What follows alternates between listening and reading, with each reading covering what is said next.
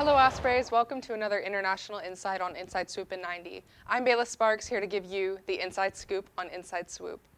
Several Russian drones entered Poland's airspace today and were shot down by Polish forces and other NATO allies.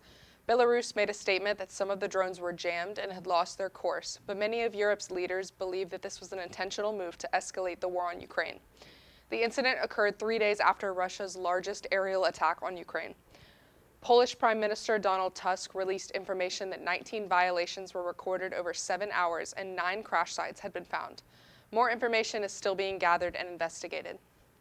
Protests all over Kathmandu have escalated drastically in the past few days as government buildings were stormed, set on fire, and many politicians attacked.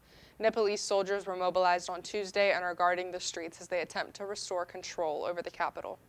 People in the surrounding areas are still ordered to stay home and abide by the curfew following the escalated protests. The Prime Minister has resigned, although this has not had much effect on the unrest.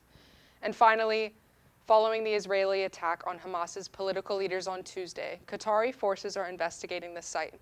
The strike killed at least 6 people and targeted a building in Doha surrounded by foreign embassies, homes, and neighborhood schools.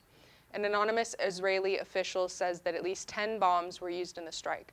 Qatar's Prime Minister and Foreign Minister called Israel's behavior hostile and barbaric, claiming that Prime Minister Netanyahu was pushing the region towards instability.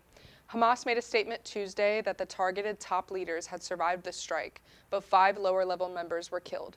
This attack could threaten all of the negotiations of a possible ceasefire in Gaza. Well, Ospreys, that's it for this edition of Inside Swoop in 90. I'm Bayla Sparks, and I'll see you next time.